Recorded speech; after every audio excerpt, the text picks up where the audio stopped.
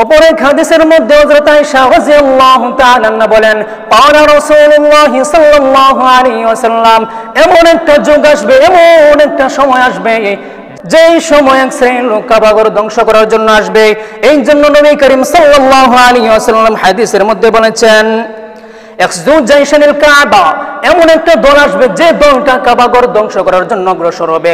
হাত্তা ইযা কানু বিবাইতা মিনাল আরদি তারা, যখন তার বাইত নামক স্থানের মধ্যে বসবে তখন আল্লাহ তাআলা তাদেরকে ধ্বংস করে দিবেন। এই জন্য নবী করিম সাল্লাল্লাহু আলাইহি ওয়াসাল্লাম হাদিসের মধ্যে বলছেন, ইয়াকসিফু বিআউয়ালিহিম ওয়া আখিরিহিম, আল্লাহ তাআলা তাদের আগে এবং পরে, আল্লাহ তাআলা তাদের শুরু এবং শেষ এবং তাদের আশেপাশে যারা আছে আল্লাহ তাআলা প্রত্যেককে ধ্বংস করে দিবেন। এই হাদিস দ্বারা বোঝা যায় হযরত আয়েশা রাদিয়াল্লাহু তাআলা আনহা বলেন, হে আল্লাহর রাসূল, বুঝে নিলাম যারা কাবাঘর ধ্বংস করার জন্য আসলো তাদেরকে আল্লাহ তাআলা ধ্বংস করবেন, কিন্তু তাদের আশেপাশের লোকগুলোকে আল্লাহ তাআলা কেন ধ্বংস করলেন? এই হাদিসের মধ্যে নবী করিম সাল্লাল্লাহু আলাইহি ওয়াসাল্লাম বলেন, ওয়া ফীহিম মান ওয়াসাকুম ওয়া লাইসা ফীহিম, নবী করিম সাল্লাল্লাহু আলাইহি ওয়াসাল্লাম বলেন এমন কি তাদের আশেপাশের লোকদেরকে ধ্বংস করে দিবেন। হযরত আয়েশা রাদিয়াল্লাহু তাআলা আনহা বলতেছেন, ওয়া ফীহিম মান ওয়াসাকুম ওয়া লাইসা ফীহিম, তাদের মধ্যে তো এমন কিছু লোক আছে যারা কাবাঘর ধ্বংস করার জন্য যায় নাই, যারা কাবাঘরকে ধ্বংস করার ইচ্ছা করে নাই। তখন নবী করিম সাল্লাল্লাহু আলাইহি ওয়াসাল্লাম বলেন, সুম্মা ইবাসুন নাসু আলা নিয়াতিহিম, কিন্তু আল্লাহ তাআলা কিয়ামতের দিন যে বান্দাদের নিয়তের মধ্যে কাবাঘর ধ্বংস করার ইচ্ছা পোষণ ছিল না, কাবাঘর ধ্বংস করার ইচ্ছা ছিল না, তাদেরকে জান্নাত দান করবেন। আর যাদের অন্তরে কাবাঘর ধ্বংস করার ইচ্ছা ছিল তাদেরকে আল্লাহ তাআলা জাহান্নাম দান করবেন।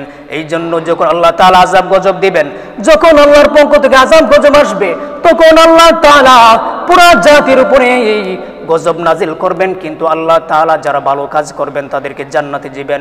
যাদের নিয়ত শুদ্ধ থাকবে সেটা তো আল্লাহ তাআলা ভালো জানেন। এই জন্য হাদিসের মধ্যে বলা হয়েছে, যদি আল্লাহ তাআলার আযাব গজব আসে তাহলে আল্লাহ তাআলা পুরা কওম, পুরা জাতিকে ধ্বংস করে দিবেন, পুরা মহল্লাকে ধ্বংস করে দিবেন। এই জন্য সমাজের মধ্যে এক শ্রেণীর লোক থাকে যারা দুনিয়ার মধ্যে এত ফিতনা ফাসাদ, এত শৃঙ্খলা করে, তাদের জন্য দিনদার মানুষগুলো শান্তিতে বসবাস করতে পারে না, তাদের জন্য রাস্তাঘাটে আল্লাহ তাআলার কোনো মাখলুকাত শান্তি মতো থাকতে পারে না।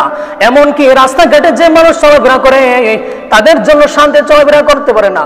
এত জুলুম, অত্যাচার, নির্যাতন করে, এত ব্যভিচারী করে, এত সুদ ঘুষ খায়, কেউ যদি তাদের কোনো প্রতিবাদ করে তাহলে তারা তাদেরকে ধ্বংস করে দেওয়ার চেষ্টা করে। এই জন্য আমি বলবো এমন লোকদেরকে সমাজ থেকে বিতাড়িত করুন। আর না হয় যখন আল্লাহ তাআলা আযাব আসবে, যখন আল্লাহ তাআলার আযাব আসবে, যখন আল্লাহ তাআলা আযাব দান করবেন, তখন কিন্তু পুরা কওম, পুরা জাতিকে আল্লাহ তাআলা ধ্বংস করে দিবেন। নয় তাদেরকে হেদায়েতের রাস্তা দিকে ডাকেন। যদি তারা হেদায়েতের রাস্তা না আসে, যদি তারা হেদায়েতের রাস্তায় না আসে, তাহলে তাদেরকে সমাজ থেকে বিতাড়িত করুন। আর না হয় যদি আল্লাহ তাআলার আযাব গজব চলে আসে তাহলে কিন্তু আল্লাহ তাআলা পুরা জাতি, পুরা কওমকে ধ্বংস করে দিবেন।